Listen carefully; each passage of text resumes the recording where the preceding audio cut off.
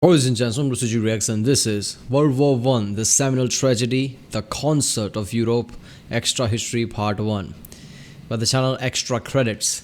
Yeah, it is a seminal tragedy, isn't it? It triggered World War Two and even the Cold War. And it changed lots of things, lots of direction of different countries and everything. So, yeah, it is something. The Concert of Europe held the continent together for years after the Napoleonic Wars, but as the leadership of great nations weakened over time, the stage was set for a colossal tragedy.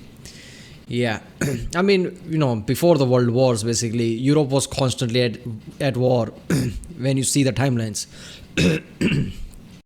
I mean, it makes no difference. Few decades here and there is some kind of war, whether Napoleonic War, different type of war. There were so many wars.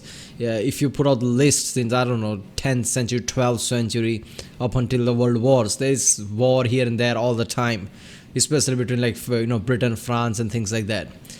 So yeah, World War One happened. I mean, it was kind of inevitable because like I said, the small wars here and there, people were getting more powerful, so they are like, okay, there the ego there, and then the Archduke basically died, and that gave the excuse to go to war. Everybody wanted to go to war anyway because they all wanted to flex one way or another. So World War One happened. World War One, ended so tragically for certain people like Germany. Germany pushed back even really worse in World War Two. That created Cold War. But all in all, the World War II's ending with the atomic bomb, basically that stopped, major scale wars. I mean, wars didn't stop, obviously, Cold War tells us that, but direct conflicts, direct war, trenches and everything, those becomes, a thing of the past, basically. So because people now has atomic bomb, so World War II was so big and so horrifying, and atomic bomb basically stopped all of that. So yeah, remember people, if you like my reaction, don't forget to like and subscribe. Check out the reaction Sunday, there's a link in the description. Check out the class web playlist like history, internet historian, CGP Grey, real life lore, Oli Sakashi production, and yeah, let's do this one.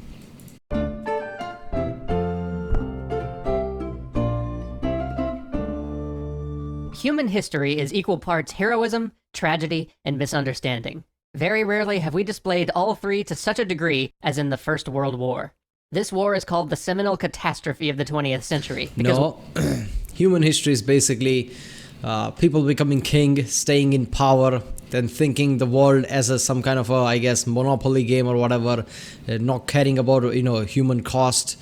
All the common citizens die for no reason at all, just because the people in power basically want something and has ego, and they don't want to let that go. That's it. Without it, there is no Stalin and no Hitler, no fascism or World War II. Without it, we don't have a Cold War that leads us to the very brink of annihilation. Fascism is an idea. Even if this all wouldn't have happened, one way or another that would have come out. So, yeah, in the form that we know of, yeah, it wouldn't have existed without this. Nor do we see the Middle East carved up by old men, still bitter from 4 years of meaningless, self-inflicted catastrophe. Without this war, we probably don't have 9/11 or the turmoil in the Middle East today. This war ushered in the modern age, born in a crucible of... Oh yeah, 9/11 was also because of that, right? After World War One, Ottoman Empire and everything. God, that is so true. Damn, just one war, World War One, had such a large scale, effect. This is perfect example of butterfly effect, I guess. Gunpowder and toxic smoke and the blood of 10 million men. Blood spilt in war from the fields of France to the waters off America, from the Russian frontier to the sands of the Middle East, from the Chinese mainland to the deepest parts of the sea. Even though this is just art, the way he draw all the blood rivers like that just felt a bit weird. Like, put things into perspective. Like, god damn, that is so true. It was all bloody for all countries involved. War broke empires. It shattered the past and forced us to give up our last ties to our medieval understanding. When the smoke cleared and a stunned world climbed out of its trenches, we lived in a new age, with new powers, new ideas, and new terrors. It is the defining event of the 20th century. Oh yeah, even the technology was kind of because of the World War One, right? World War One caused World War Two.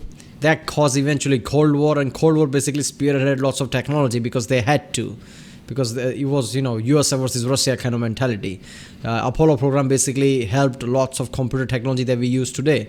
35% of all the GDP in the world comes because what Apollo program did. All the chip technology, small processors, small computers, basically helps everything, satellites and everything. So yeah, in a way, that's because of the Cold War, right? I mean, it's not really fair to say that technology exists because of the war, because innovation and science, you can't stop that one way or another. It will come out, if not now, then in future. But right now, in a way, World War and hence Cold War did help that. Century. It is the Great War. But it's not the war itself that we're here to talk about today. Hopefully, over the course of this show, a bit at a time, we'll slowly, story by story, cover the sprawling If World events War One is the Great War, then World War Two is what is the Ultra War? What is that? of this turning point in history. But today we are focused on the events that led to this war. For if the war itself is the seminal catastrophe of the 20th century, then the weeks before the war are its seminal tragedy. In these What? next few episodes, we'll focus on the very human, very personal stories that led Europe to consume itself, to ignite itself in one suicidal... Like, if it's going to talk about before the Arctic got shot, what led to that, then it's going to be fun, because I don't know about that. I only know it starts from that. Arctic gets shot, that's it. But if there is something more before that, yeah, it's going to be fun. blaze from which it still hasn't recovered, because it is a tragedy of the highest order. It's like a play, a Greek epic, a story so grand we would think it must be fiction if the scars of the war couldn't still be seen on the fields of France. It's Shakespeare living out before us. It begins with the death of a prince and his lady, and ends in mass slaughter the likes of which the world has never seen. And you need to understand this. These people who died is not some soldiers who wanted to, fight for their country and died. That's sad, but, at least you think like they became soldiers, so they knew the consequences, that it could happen. No, in World War One, lots of people, normal farmers, shopkeepers, and people like that, shop owners, basically enlisted, either because of conscriptions, or they just wanted to fight for their country or something, and they were sent into the trenches knowing that these people are going to get mauled down. But they can't stop sending soldiers and relieve the pressure there, because somewhere else, I don't remember the place, that place would have been overrun, and they can't lose that place. So they have to constantly send people there to die, knowing that they will die, because there's German machine gun on the other side. And these farmers, these shop owners, just going there to die. I mean, probably these farmers and shop owners know that I'm going to fight. They don't know that once I go there, there is nothing much I can do. I'm just going to die by machine guns. But that's what happened. That is so ridiculous thing. These are just everyday civilians who were not military personnel, but they had to, because it's World War One, they had to go there. So let's set the stage.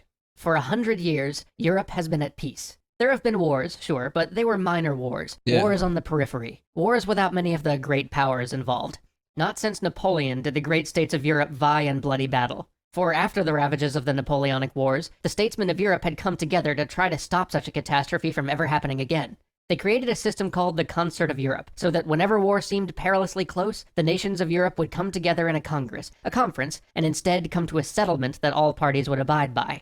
But Europe has changed since those weary of the Napoleonic conflicts first came together to create the Great Concert. The first and most major change was the formation of Germany. At the time our story begins, it's important to remember Germany as a nation was only 40 years old. It's a young nation, a strong one, a nation looking to claim its own. But to say that Germany was a strong nation is to undersell the magnitude of its creation. I mean to say that the birth of Germany was something perhaps unique in the history of the world. For overnight, with the signing of a few papers, the middle of Europe was transformed from 1,000 tiny squabbling states to the greatest land power the world had ever known. In one night, suddenly the most powerful nations of Europe, Russia, France, Austria-Hungary, and England, were not the most powerful nations in Europe any longer. Overnight, in the very heart of Europe, had been created a nation with more manpower, natural resources, and economic strength than any other nation in the world except perhaps for Great Britain. Moreover, this creation was cemented in the defeat of France, which at the time was considered the strongest land power in Europe. And at the time of our story, that defeat and its memory still run deep. And now, look at the world from the perspective of that powerful new German nation. Here they are, arguably the most powerful country in the world, and yet they see themselves being denied all the rights of a great world power. Britain and France held territories across the globe. Even the Netherlands, a nation which the might of the new Germany could wipe off the face of the earth in a week, had colonies from Asia all the way to Africa. But Germany, for all of their strength, had been denied those possessions simply because their nation was young. Imagine what this does to the balance of power. Imagine what this does to the geopolitical... So let me get this straight. All those other European colonies basically took all those places long before. Now they have those places, But since now they have this kind of a consort or whatever, they basically, it's like a EU, what is today, you can't just go out and do something, otherwise you'll anger other European countries. So if Germany wants some other place, everybody is going to say, no, you can't do that now. But you have all the places around the world. Yeah, but that was before. We are not doing it now. These places are from before that when we acquired. But we are really powerful. We need places too. Now you can't have that. Is that the case? Is that what happened here? Huh. Scene. Think what would happen today if, say, the entire EU declared themselves a single nation with a single economy, a single military, and a single foreign policy. Imagine if they said that they wanted greater access to Middle Eastern oil, and Russia and the United States said, no, we were here first. Imagine now if representatives from Russia and the United States smiled and told this young nation that they'd be happy to continue to sell them oil at an inflated price, though. This was the position Germany found itself in. How was the concert of Europe, a system built around a balance of power and compromise, to last in these circumstances? And yet, for 40 years, it did. And this brings us to the second major change since the Napoleonic Wars: the men. The 70 years after those wars was a time of giants, men who towered over the world stage. Time and again here, Europe rolled well on the dice of history and came up with leaders who were capable of navigating an increasingly complex and increasingly modern geopolitical world.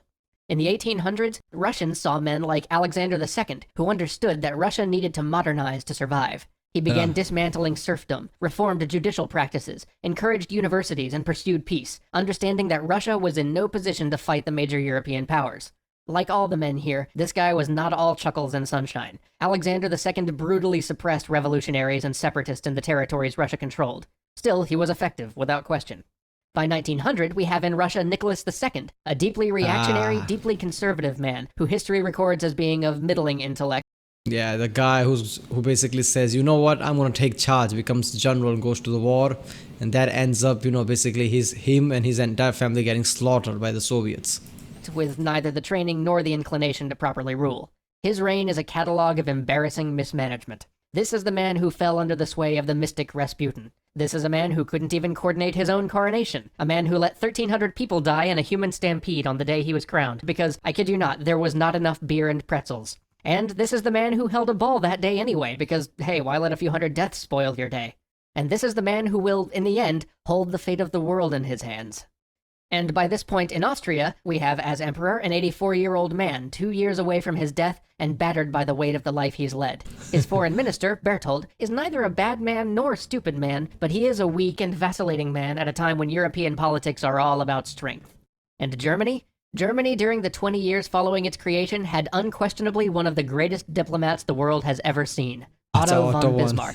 This is a man of great ability and great appetite. I need to react to his video, man. I don't know about him. I know there is a video from the same channel, I guess.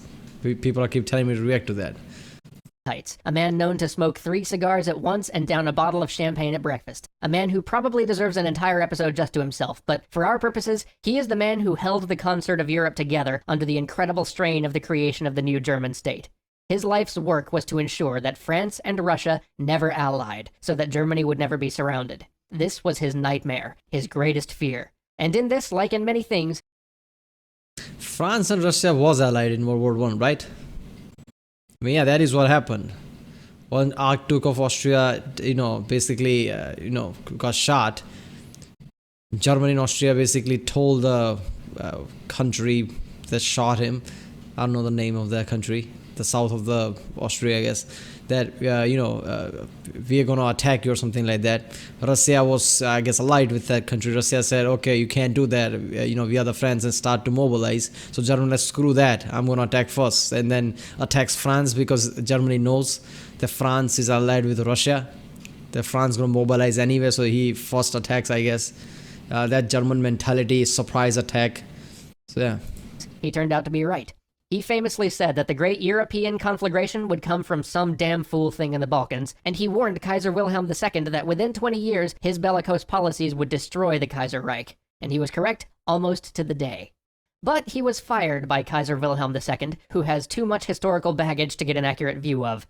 Suffice it to say that the Kaiser often ends up with a reputation for feeling inadequate. Having been born with a withered arm and grown up hounded by his mother, he came to believe that he had to prove he was masculine, and so set out to break with Bismarck's policies and show that he was his own man by abandoning the German alliance with Russia and moving Germany towards a much more expansionist stance. He was known for being brash and impulsive, with little tact, crumbling the carefully balanced alliances that had for so long kept the Concert of Europe in place. Now, to all this, we have to add one last piece to the stage: fear. The fear of the dying empires. The fear of those once great nations that now so clearly saw the shadow of death approaching them from behind. The Ottoman Empire, the Austro-Hungarian Empire, and the Russian Empire. The Ottoman Empire was long known as the sick man of Europe. Its decline had been long and slow, with the surrounding nations taking bites out of its carcass as it slowly died. The Austro-Hungarian Empire looked at the fate of the Ottomans and saw shadows of what was to come. They feared they'd be like the Ottomans, dismantled, taken apart piece by piece until they were too weak to fight back. They had once been the most powerful state in Europe, but they ruled over many nations and many peoples, and over the 19th century those peoples had asserted themselves, crying out for their own nations, crying out to be free, to, as people, decide their own fate. Well, I guess you shouldn't have treated them like shit, right? Then this wouldn't have happened.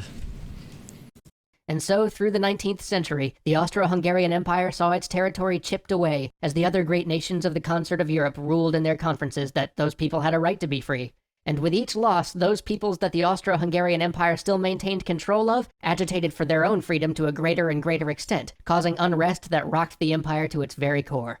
And lastly, we have the Russians. The Russian Tsars ruled the largest country in the world, but, like the Ottomans, their military, economy, and infrastructure were woefully behind the times. And in 1905, when the Russians lost a war with the Japanese, the first time a European power had lost a war to an Asian one in modern history, their weakness became eminently clear. Yes, so that would be like European lost to an Asian, Japan beat Russia. That would be like, oh hell no, something's grim is coming to the world.